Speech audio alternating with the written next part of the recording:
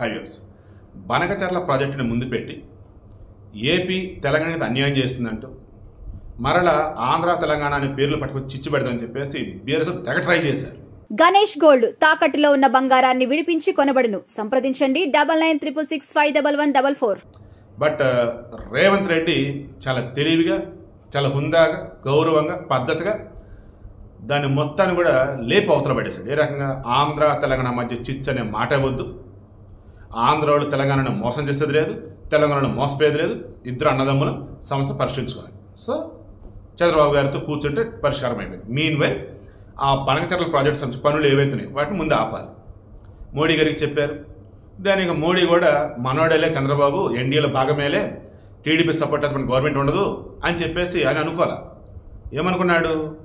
అసలు బనకచర్ల ప్రాజెక్ట్ వచ్చేసి దానికి సంబంధించి తెలంగాణ యొక్క అభ్యంతరాలు ఏంటి, ఏపీ వాళ్ళు చెప్తున్నది అసలు ఏంటి, దెన్ ప్రాపర్ వేలో ప్రాజెక్ట్ రిపోర్ట్ ఉందా లేదా, నీటిపారుదల నిపుణులు ఏం చెప్తున్నారు ఏంటి అనుకున్నప్పుడు ఫస్ట్ ఇక్కడ ఈ బనకచర్ల ప్రాజెక్టు సంబంధించి నీటి తరలింపు ఎక్కడ పోలవరం నుంచి. ఈ పోలవరం ప్రాజెక్టుకు సంబంధించి పరిమితులు ఎప్పుడు ఇచ్చున్నారు, అది జాతీయ ప్రాజెక్టుగా ఎప్పుడు ఇచ్చున్నారు, దానికి సంబంధించి డీటెయిల్ ప్రాజెక్ట్ రిపోర్ట్లో ముందు ఏదైతే చెప్పారో దాని ప్రకారమే అక్కడ పనులు ఉంటే, దాని ప్రకారమే ఆ నీటిని వాడుకుంటే అప్పుడు జాతీయ ప్రాజెక్టు. అలా కాదు అన్నప్పుడు మరలా సెంట్రల్ వాటర్ కమిషన్ ముందుకు వెళ్లాల్సిందే, వాళ్ళు ఓకే చేయాల్సిందే. అప్పుడు ఈ పోలవరం దగ్గర రైట్ కెనాల్ నుంచి నీటిని కృష్ణానదిలోకి తరలించి, కృష్ణానదిలో నుంచి నీటిని మరలా బొల్లాపల్లి రిజర్వేర్ నుంచి బనకచర్ల, ఈ మధ్యలో వచ్చేసి మళ్ళీ రాయలసీమ మొత్తం సస్యశ్యామల చేద్దాం ప్లాన్. గుడ్, అంతా బాగుంది.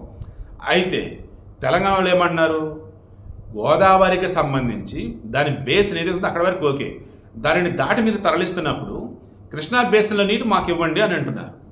అలా ఇస్తే మరలా ఇబ్బంది రావచ్చు అని చెప్పేసి ఖచ్చితంగా ఏపీలో ఆలోచిస్తారు. దెన్ అప్పుడు కృష్ణాలో నీటి కేటాయింపులు, గోదావరిలో నీటి కేటాయింపులు అన్నప్పుడు చంద్రబాబు ఏం చెప్తున్నారు, పైన రాష్ట్రాలు మీరు వదిలితే వచ్చిన నీటిని మేము వాడుకుంటాం, మీకు సముద్రంలో కలిసి నీటిని మేము అట్ట వాడుకుంటే ఏంటి అబ్బాయి అంటారు. నేను తెలంగాణ అక్కడ కూడా ఏమి అడ్డు చెప్పదు కదా అంటారు. నిజమే, కానీ ఇప్పుడు వీళ్ళేంటి, మీరు కృష్ణానది నీళ్లు వాడుకొని పోలవరం దగ్గర నుంచి రైట్ కెనాల్ ద్వారా వచ్చేసి నీళ్ళని పైకి వాడేసుకొని మొత్తం మీరు ఇది అయిపోతే మరి మేమేం చేయాలని చెప్పేసి వీళ్ళు అదే ఈరోజు కేంద్రం ఎక్స్ప్లెయిన్ చేశారు. తర్వాత గోదావరి, కృష్ణ, పెన్న, కావేరి నదుల అనుసంధానం అన్నారు. ఇలా నదుల అనుసంధానం అంటున్నప్పుడు పోలవరం దగ్గర నుంచి వద్దండి, ఇచ్చెంపల్లి, తెలంగాణలో ఇచ్చెంపల్లి నుంచి కనెక్ట్ చేస్తే కర్ణాటక, తమిళనాడు అన్నీ కూడా సెట్ అవుతాయి అని చెప్పేసి అదొక ప్రపోజల్ ఉంది. ఈ బనకచర్ల ప్రపోజల్కి కావేరి నదికి లింకప్ చేస్తున్నారు చంద్రబాబు గారు. అలా కాదు, ఇది కరెక్ట్ కదని చెప్పేసి తెలంగాణలో అంటున్నారు. సో అదొక అడ్డంకి.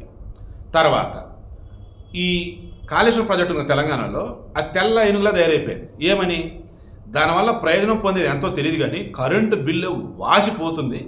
అండ్ దానికి ఆల్రెడీ ఖర్చు ఏదైతే ప్రాజెక్టుకి భయంకరంగా ఉందన్నమాట. ఇప్పుడు ఈ బనకచర్ల ప్రాజెక్టు కూడా ఆల్మోస్ట్ అటువంటిది అయింది. చాలా చోట్ల ఎత్తిపోయాలి నీటిని. ఈ నీటిని ఎత్తిపోయడం ద్వారా దానివల్ల జరిగే లబ్ధి ఎంతైతే ఉందో దానికన్నా కరెంటు బిల్లు ఎక్కువ వచ్చింది. లేదు, దీనికి పెట్టే డబ్బు అంతా ఏదైతే ఉందో బ్రహ్మాండంగా రైతులకు ఇచ్చినా సరే బోయిలంత లాభం అన్నట్టు అది ఉంటుంది.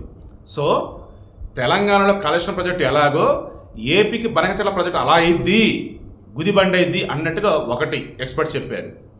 తర్వాత తెలంగాణ నీటిపారుదల శాఖకు సంబంధించి సలహాదారు ఎవరైతున్నారో యోగి ఆదిత్యనాథ్ దాస్ గారు. దెన్ ఆయన మొత్తం తెలంగాణకు సంబంధించి జరిగే అన్యాయం ఏంటి అన్నది రేవంత్ రెడ్డి గారికి ఎక్స్ప్లెయిన్ చేసి ఈయన ద్వారా మోడీ గారికి ఎక్స్ప్లెయిన్ చేయించి ఓవరాల్ ప్రజెంట్ బనకచర్ల ప్రాజెక్ట్ అనేది ఏదైతుందో దానిని పక్కన పెట్టించున్నారు, హోల్డ్లో పెట్టారు అంతే. అంతే తప్ప రద్దు చేయలే. ఇచ్చెంపల్లి దగ్గర నుంచి అంటే గోదావరి, కావేరి అనుసంధానం అన్నప్పుడు పోలవరం దగ్గర నుంచి కాకుండా ఈ ఇచ్చెంపల్లి నుంచి మొదలు పెట్టుకుంటే అక్కడి నుంచి గోదావరిని కృష్ణానదికి అనుసంధానం చేసి ఈ కృష్ణానదిని తీసుకెళ్ళి పెన్న నదికి అనుసంధానం చేసి ఈ పెన్న నదిని పట్టుకెళ్ళి కావేరికి అనుసంధానం చేస్తే ఆ బెల్ట్ మొత్తం సస్యశ్యామలం అయిపోయింది. అదొక దాన్ని ఏం చెప్పాలి, అదొక ఆలోచన ఉంది. మేబీ కేంద్రం నేను అనుకోవటం ఆ వేలను ప్రొసీడ్ ఇద్దని అనుకుంటూ ఉన్నాను. ఎందుకంటే నదులు అనుసంధానప్పుడు జాతీయ ప్రాజెక్ట్ అది. దాన్ని బనకచర్ల అన్నప్పుడు ఇప్పుడు చంద్రబాబు గారు ఏదైతే చెప్తున్నారో ఆ వేలైతే ఉండకపోవచ్చు. సో రాను రోజులలో ప్రాజెక్ట్ రిపోర్టుకు సంబంధించి మార్పులు చేర్పులు అయితే ఉంటాయి. బట్ ఖచ్చితంగా గోదావరి, కావేరి నదుల అనుసంధానం జరుగుతుంది. దక్షిణ భారత సస్యశ్యామలమైంది, నీటి కష్టాలు లేకుండా అన్ని సవ్యంగానే ఉంటాయి. ప్రజెంట్ అయితే బీఆర్ఎస్ వాళ్ళు ఏపీ తెలంగాణ చిచ్చు పెట్టి రెచ్చగొడదని అనుకున్నారు చూసారా బనకచర్ల ప్రాజెక్టుకు సంబంధించి, దానిని లేపు అవతల పడేసాడు మన రేవంత్ రెడ్డి. అవునన్నా కాదన్నా ఖచ్చితంగా దీని వెనుక ఉన్నటువంటి వ్యక్తి కూడా చంద్రబాబు నాయుడు గారు. రేవంత్ రెడ్డి గారు ఓను వేలను ముందుకెళ్ళినారు. బట్ బనకచర్ల ప్రాజెక్టుకు సంబంధించి ఆయన అగ్రెసివ్ వేలో వెళ్దాం అనుకున్నా, ఇక్కడ సమస్య వస్తుందని అనుకున్నప్పుడు మేము తెలంగాణలో ఏ ప్రజలు మేము అడ్డులేదు కదా, మీ కలసం కూడా ఆ రోజు అడ్డు చెప్పలేదు కదా, గోదావరి మీద ఎన్ని ప్రాజెక్టులు మీరు కట్టుకోండి అని అంటున్నారు. కానీ బనచర్లకు సంబంధించేసి 6 నెలలు మేము ముందుకెళ్తామని అనలేకపోతున్నాడు ఆయన. ఎందుకు? కేంద్రం అప్రూవల్ ఇస్తేనే కదా. సరే సమస్యలు ఏమంటే అవి పరిష్కరించుకుందాం, ఆ తర్వాత ముందుకు వెళ్దామన్నారు. ఈ విషయంలో మాత్రం 2 రాష్ట్రాల ముఖ్యమంత్రులు శభాష్.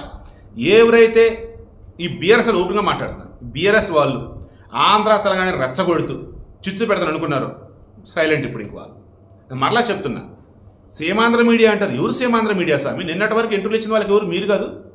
అండ్ 10 సంవత్సరాలు వీళ్ళు అధికారంలో ఉన్నప్పుడు సెటిలర్స్కి సీమాంధ్ర వాళ్ళకి కాళ్ళు ముళ్ళుకు చూడే నోటితో బీగుతున్న వాళ్ళు వీళ్ళే. ఆంధ్ర తెలంగాణ భాయి భా అన్నది వీళ్ళే, తెలుగు ముద్దు బిడ్డలు అన్నది వీళ్ళే. అధికారం కోల్పోగానే ఈ బీఆర్ఎస్లకి ఇక ఆంధ్ర గుర్తు వచ్చేసింది. విషం చిమ్ముదాం, లేదా ఆ పేరుని వాడు ఇక్కడ రెచ్చగొడదాం. ఇక్కడ ఉన్నటువంటి తెలంగాణ వాళ్ళు ఎవరైతే ఉన్నారో దయచేసి గుర్తుంచుకోండి, మిమ్మల్ని 10 సంవత్సరాల పాటు బీఆర్ఎస్ వాళ్ళు ఏం చేస్తారంటే మీరు మైండ్లో పెట్టుకోండి. మీరు ఎందుకు బీఆర్ఎస్ ఓడించారని మైండ్లో పెట్టుకోండి. ఇప్పుడు కాంగ్రెస్ మీరు అవకాశం ఎందుకు ఇచ్చారని మైండ్లో పెట్టుకోండి. అంతే తప్ప ఏ కాడికి ఉద్యమం సమయంలో రెచ్చగొట్టినట్టు ఇప్పుడు రెచ్చగొడుతుంటే రెచ్చిపోవద్దు. మనం తెలుగు తల్లి ముద్దుబిడ్డలు, మన ప్రాంతాలను డెవలప్ చేసుకుందాం. భారతదేశంలో బ్రహ్మాండం మన తెలుగు ప్రాంతంలో డెవలప్ అయిపోతుంది. ప్రపంచవ్యాప్తంగా ఎక్కడున్న తెలుగు వాళ్ళైనా మా హైదరాబాద్, మా వైజాగ్, మా విజయవాడ, మా వరంగల్ ఇలా గొప్పగా చెప్పుకోవాలి మన తెలుగు వాళ్ళం. ఎస్ 2 రాష్ట్రాలు విడిపోయామయ్యా. అంత మాత్రాన కొంతమంది రాజకీయ నాయకులు స్వార్థం కోసం మనం శత్రువులు చూపే ప్రయత్నం చేసి చెప్పించు కొట్టాలి. మేము శత్రువులు ఏంట్రా బాబు అని. అంతే తప్ప ఆంధ్రుడు మాకు శత్రువు, తెలంగాణ మాకు శత్రువు, అంతకుమించి దరిద్రం ఇంకోటి ఉండదు. So please be practical. అన్నిటికి మించి దిక్కుమైనటువంటి శవరాజకీయాలు చేసే బ్యాచ్ని దూరంగా పెట్టండి.